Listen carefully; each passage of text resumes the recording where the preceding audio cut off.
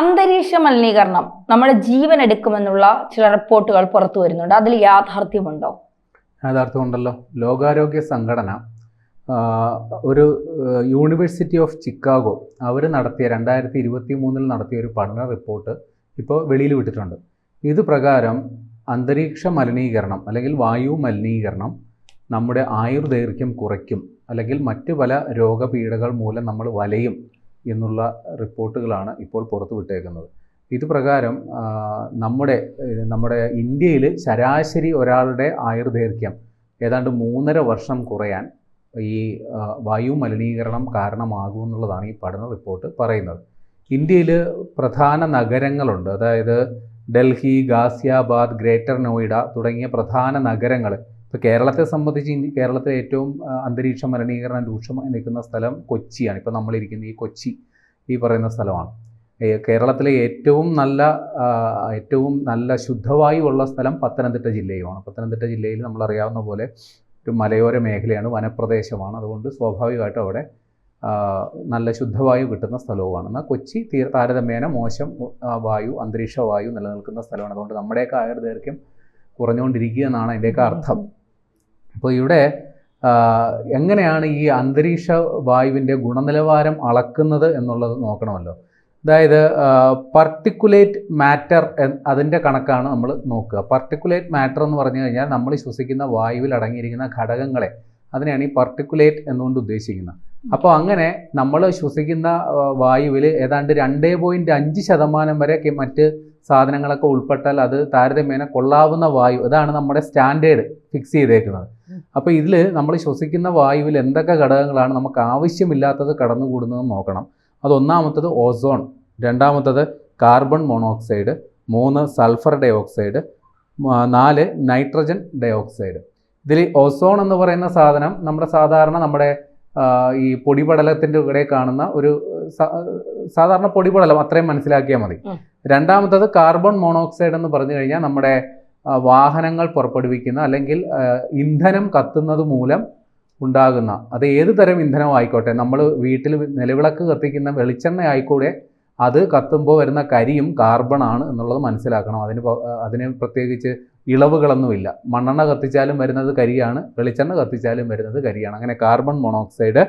പിന്നെ sulphur dioxide. Sulphur dioxide എന്ന് പറയുന്നത് പ്രധാനമായും വ്യാവസായിക മാലിന്യമാണ്. നമ്മുടെ വ്യവസായശാലകൾ സാധനങ്ങളൊക്കെ ഉപയോഗിച്ച് എന്തെങ്കിലും പ്രോസസ്സ് നടത്തുമ്പോൾ പുറന്തള്ളുന്ന വായു, അതിൽ സൾഫർ ഡൈ ഓക്സൈഡ് കലർന്നിട്ടുണ്ടാവും. പിന്നെ ഒന്ന് നൈട്രജൻ ഡൈ ഓക്സൈഡ്. നൈട്രജൻ ഡൈ ഓക്സൈഡും ഈ വാഹനങ്ങൾ പുറപ്പെടുവിക്കുന്ന വേസ്റ്റാണ് നൈട്രജൻ ഡൈ ഓക്സൈഡ് എന്ന് പറയുന്നത്. അപ്പോൾ ഇതൊക്കെ നമ്മുടെ ശ്വസിക്കുന്ന വായുവിൽ 2.5 വരെ ആയിട്ടുണ്ടെങ്കിൽ അത് നമുക്ക് താരതമ്യേന കുഴപ്പമില്ലാത്ത, അത് ഉണ്ടാകാൻ പാടില്ലെന്നാണ്. എന്നാൽ 2.5 വരെ നമുക്ക് അത് അനുവദനീയമാണ്. പക്ഷേ ഇന്ത്യയിലെ പ്രധാന നഗരങ്ങളെല്ലാം തന്നെ ഈ ഒരു ലിമിറ്റ് കടന്നു പോയിട്ടുള്ള പഠന റിപ്പോർട്ടാണ് ഇപ്പോൾ പുറത്തു വന്നേക്കുന്നത്. ഏറ്റവും ഗുരുതരമായ സാഹചര്യം നിലനിൽക്കുന്നത് വടക്കേ ഇന്ത്യയിലാണ്. വടക്കേ ഇന്ത്യയിൽ ഏതാണ്ട് നമ്മുടെ ജനസംഖ്യയുടെ ഏകദേശം 38% പേർ വടക്കേ ഇന്ത്യയിലാണ് കഴിയുന്നത്. ഏതാണ്ട് 54,44,00,000 പേർ വടക്കേ ഇന്ത്യൻ സ്വദേശികളായിട്ടുണ്ട്. അപ്പോൾ ഈ വടക്കേ ഇന്ത്യയിൽ പ്രത്യേകിച്ച് പറയുന്നത് നമ്മുടെ അനുവദനീയമായ മലിനീകരണ തോത് 2.5 ആണെങ്കിൽ അവിടെ ഉള്ളത് അതിൻ്റെ 8 മടങ്ങ് കൂടിയ നിലയിലാണ് മലിനീകരണം ഉണ്ടായിട്ടുള്ളത് എന്നുള്ളതാണ് പറയുന്നത്. പ്രത്യേകിച്ചും ഡൽഹി, അവിടെ ഈ മഞ്ഞ് കാലത്തൊക്കെ ആളുകൾ കാണാൻ പറ്റാത്ത രീതിയിൽ ഈ വിസിബിലിറ്റി, കാഴ്ച വരെ മറയ്ക്കുന്ന രീതിയിലാണ് പുകമഞ്ഞ് വന്ന് മൂടുന്നത്. അപ്പോൾ അത്രയ്ക്കും മലിനീകരണം ഉള്ള ഒരു സ്ഥലമാണ്. അപ്പോൾ അതിന് പ്രതിവിധി എന്ന നിലയിൽ അവിടെ ഈ 1000 cc മുകളിലുള്ള ഡീസൽ വാഹനങ്ങളൊക്കെ കാറുകളൊക്കെ നിരോധിച്ച ഒരു ചരിത്രമുണ്ട്. അവിടുത്തെ ലോറികൾ, ബസ്സുകൾ അടക്കമുള്ളവ CNGയിലേക്ക് മാറിയ ഒരു ചരിത്രമുണ്ട്. കൂടുതൽ ഇലക്ട്രിക് വാഹനങ്ങൾ പ്രോത്സാഹിപ്പിക്കുന്ന നിലപാടെടുക്കുന്ന ഒരു ഭരണസമിതി കൂടിയാണ് ഡൽഹിയിലുള്ളത്. എന്നിട്ട് പോലും അത് ഇപ്പോൾ ആ പരിപാടിയൊക്കെ തുടങ്ങിയിട്ട് ഒരു 4-5 വർഷമായി. പക്ഷേ എന്നിട്ട് പോലും അവിടുത്തെ പ്രശ്നം ഇതുവരെ പരിഹരിക്കപ്പെട്ടിട്ടില്ല. പിന്നെ അതിന് പ്രധാന കാരണം പറയുന്നത് ഈ ഡൽഹിയിലോട്ടുള്ള അന്തരീക്ഷ വായു അത് വരുന്നത് ഈ പഞ്ചാബ് മേഖലകളിലൊക്കെ വലിയ രീതിയിൽ കൃഷി നടക്കുന്നതാണ്. അപ്പോൾ അവിടെ നിലമൊരുക്കുന്നതിന് വേണ്ടി ഈ മിച്ചം വരുന്ന വൈക്കോലെല്ലാം കൂട്ടിയിട്ട് കത്തിക്കുന്ന പരിപാടിയുണ്ട്.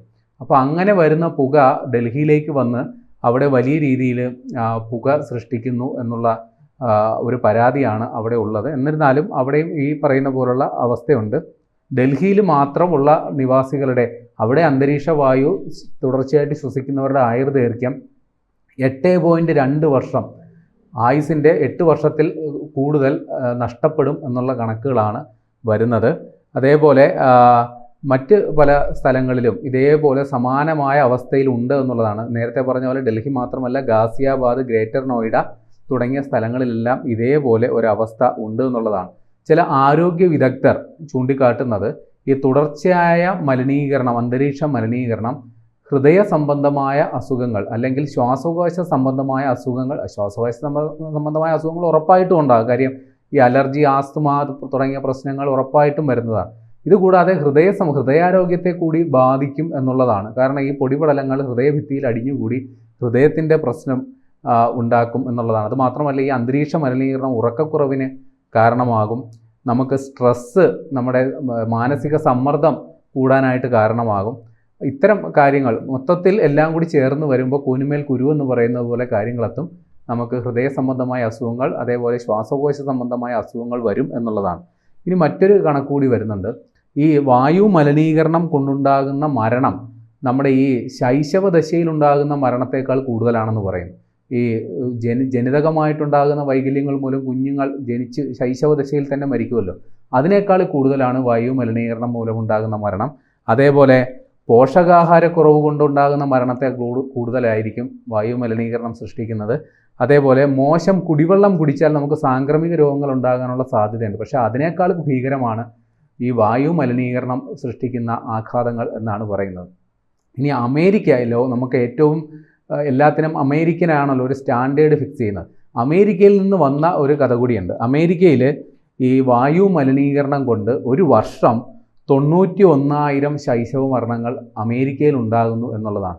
ഉറപ്പായിട്ടും അവിടെ ഒരുപാട് ഫാക്ടറികളുണ്ട്, അതേപോലെ ഒരുപാട് വാഹനങ്ങളും ഉണ്ട്. അപ്പോൾ ഇത് സൃഷ്ടിക്കുന്ന ഒരു അന്തരീക്ഷ മലിനീകരണം അവിടെയുണ്ട്. ഇനി മൊത്തത്തിൽ നോക്കുമ്പോൾ ഇപ്പോൾ ഇന്ത്യക്ക് ഏതാണ്ട് 3.5 വർഷം ആണ് ആയുർദൈർഘ്യം കുറയുന്നതെങ്കിൽ ബംഗ്ലാദേശിൻ്റെ കാര്യം ഇതിനേക്കാൾ കഷ്ടമാണ്. അവിടെ വായു മലിനീകരണ തോത് മൂലം അവർക്ക് 5.5 വർഷത്തോളം ആയുർദൈർഘ്യം കുറയുന്നു എന്നാണ് കണക്കുകൾ സൂചിപ്പിക്കുന്നത്. ഇനി എങ്ങനെ ഇത് പരിഹരിക്കാമെന്നുള്ളതിനെ വനവൽക്കരണം ഒരു സൊല്യൂഷനായിട്ടാണ് പറയുന്നത്. പക്ഷേ ഇന്ത്യയിലെ ആ കാര്യത്തിലും കണക്ക് അത്ര പന്തിയല്ല. ഇന്ത്യയിൽ വനത്തിൻ്റെ അളവെന്ന് പറയുന്നത് നമ്മുടെ മൊത്തം കരഭൂമി അല്ലെങ്കിൽ വാസയോഗ്യമായ ഭൂമിയുടെ അതിനെ അപേക്ഷിച്ച് നോക്കുമ്പോൾ 21.7% നമുക്ക് വനപ്രദേശമുള്ളത്. പക്ഷേ ഇതിൽ ലോക ഒരു ശരാശരി എന്ന് പറയുന്നത് 31%. അതുമാത്രമല്ല, ഇന്ത്യയിൽ വനനശീകരണം വലിയ രീതിയിൽ നടക്കുന്നുണ്ട്. അതേപോലെ നഗരവൽക്കരണം ത്വരിതഗതിയിൽ നടക്കുന്നു. അപ്പോൾ ഈ കാര്യത്തിൽ എന്താണ് ചെയ്യാൻ സാധിക്കുന്നതെന്ന് പറഞ്ഞാൽ നിശ്ചയമായും ചെയ്യാൻ പറ്റുന്നത് കാർബൺ ബഹിർഗമനം പരമാവധി കുറയ്ക്കുക എന്നുള്ളതാണ്. നമ്മൾ പരമ്പരാഗത ഊർജ സാധനങ്ങൾ, അതായത് ഡീസൽ, പെട്രോൾ, കൽക്കരി ഇതൊക്കെ ഉപേക്ഷിച്ച് നമ്മൾ ഇലക്ട്രിക് രംഗത്തേക്ക് അല്ലെങ്കിൽ CNG പോലെയുള്ള കുറച്ചുകൂടി താരതമ്യേന ഭേദപ്പെട്ട ഇന്ധനങ്ങളിലേക്ക് കടക്കുക. അപ്പോഴും ഇലക്ട്രിക് വാഹനങ്ങൾ ഉപയോഗിക്കുമ്പോൾ ആ വൈദ്യുതി ഉൽപ്പാദിപ്പിക്കുന്ന താപവൈദ്യുത നിലയത്തിൽ നിന്നാണല്ലോ എന്ന ചോദ്യം പ്രസക്തമാണ്. അപ്പോൾ നമ്മൾ സോളാർ വൈദ്യുതിയൊക്കെ പരമാവധി ഉപയോഗിക്കുക. പക്ഷേ ഇതൊക്കെ അത്ര പെട്ടെന്ന് നടപ്പാകുന്ന കാര്യങ്ങളല്ല, അത് വാസ്തവമാണ്. കുറേ നാൾ കഴിയുമ്പോഴത്തേക്കെങ്കിലും ഇത് നടപ്പിലാകും. പക്ഷേ ഇതിൽ രാഷ്ട്രീയ തീരുമാനം വളരെ പ്രസക്തമായ ഒരു സംഗതിയാണ്. ഈ ഹരിത ഗൃഹവാതക നിർഗമനം, അതേപോലെ ആഗോള താപനം തുടങ്ങിയ വിഷയങ്ങളിലൊക്കെ ഇപ്പോൾ വലിയ രീതിയിൽ ലോക സമ്മേളനങ്ങൾ വരെ നടക്കുന്നുണ്ട്. ഉദാഹരണം പറഞ്ഞാൽ അമേരിക്കയുടെ നിലപാട്, അവർ ഈ കാർബൺ ബഹിർഗമനം അത് കുറയ്ക്കുക എന്നുള്ളൊരു നിലപാടിനെ എതിർക്കുന്ന ഒരു ഭരണാധികാരിയാണ് ഇപ്പോൾ അവിടെ ഉള്ളത്, ട്രംപ്. അദ്ദേഹത്തിൻ്റെ ഒരു നിലപാട് പ്രകാരം ഈ വനവൽക്കരണം കൊണ്ടൊന്നും വലിയ കാര്യമില്ല, വനങ്ങൾ നശിപ്പിക്കുന്നതുകൊണ്ട് വലിയ അന്തരീക്ഷ മലിനീകരണം കുറയില്ല എന്നുള്ളൊരു നിലപാടാണ് അദ്ദേഹം പറയുന്നത്. അതുകൊണ്ട് വനഭൂമിയൊക്കെ കയ്യേറി വേണമെങ്കിൽ അവിടെ വലിയ ഫാക്ടറികളൊക്കെ നിർമ്മിക്കണം എന്നുള്ളൊരു നിലപാടാണ്. ബ്രസീലിലെ മുൻ പ്രസിഡന്റിനും ഇതേ സമാനമായൊരു നിലപാടായിരുന്നു. അതുകൊണ്ട് ബ്രസീലിൽ വലിയ രീതിയിൽ അവിടെ ഈ വനനശീകരണമൊക്കെ നടന്നിരുന്നു. അപ്പോൾ ഇത്തരത്തിൽ നമുക്ക് ആയുർദൈർഘ്യം കുറയുന്നതടക്കമുള്ള വൻ പ്രതിസന്ധി നമ്മുടെ മുമ്പിലുള്ളപ്പോൾ അതിന് പ്രതിവിധി കണ്ടെത്താൻ ചുമതലപ്പെട്ടവർ അതിനായി ബന്ധപ്പെട്ടിട്ടുള്ള കൃത്യമായ നടപടികൾ എടുക്കേണ്ടത് ഒരു അത്യാവശ്യ ഘട്ടത്തിലേക്കാണ് കാര്യങ്ങൾ എത്തുന്നത്.